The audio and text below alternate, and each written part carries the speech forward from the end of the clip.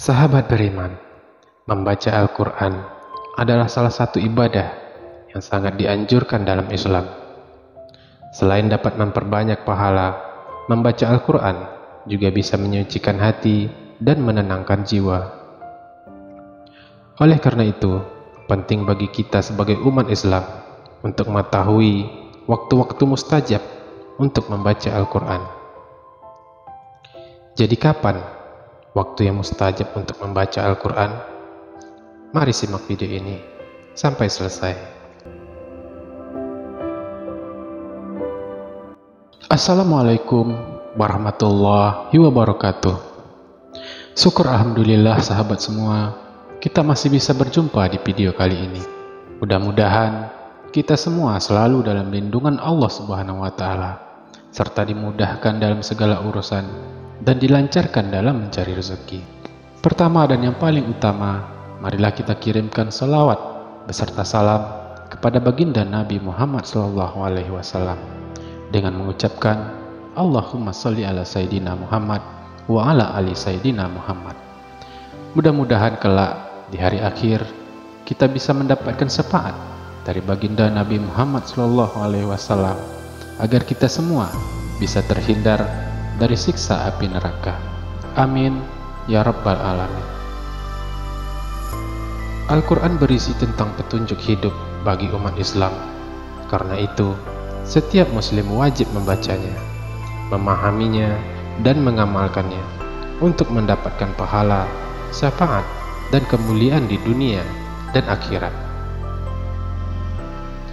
Di antara kemuliaan membaca Al-Quran adalah menambah timbangan amal seseorang dan menjadi penolong di alam kubur maupun di akhirat. Imam Nawawi dalam buku Az-Zakar, Doa dan Zikir dalam Al-Quran dan Sunnah menuliskan,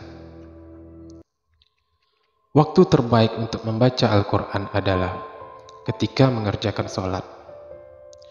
Dalam pandangan mazhab Syafi'i, memperpanjang durasi berdiri untuk membaca Al-Quran lebih utama dibandingkan memperlama sujud. Selain di dalam sholat, waktu paling mustajab untuk membaca Al-Quran yang pertama ialah pada malam hari. Seorang muslim dapat membaca Al-Quran pada malam hari, misalkan setelah sholat maghrib, isya, ataupun sesudah sholat tahajud.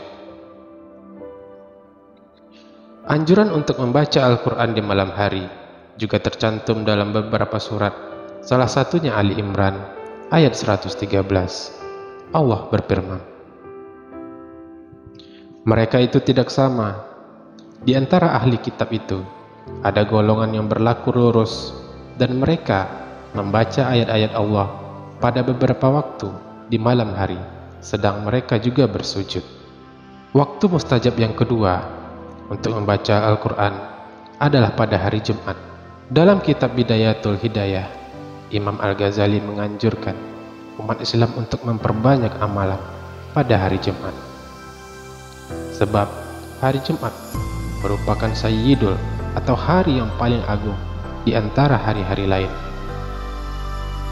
Pada hari ini, Allah membuka pintu ampunan, kasih sayang, dan keberkahan bagi orang-orang yang mengerjakan kebaikan dan amal soleh, termasuk membaca Al-Quran.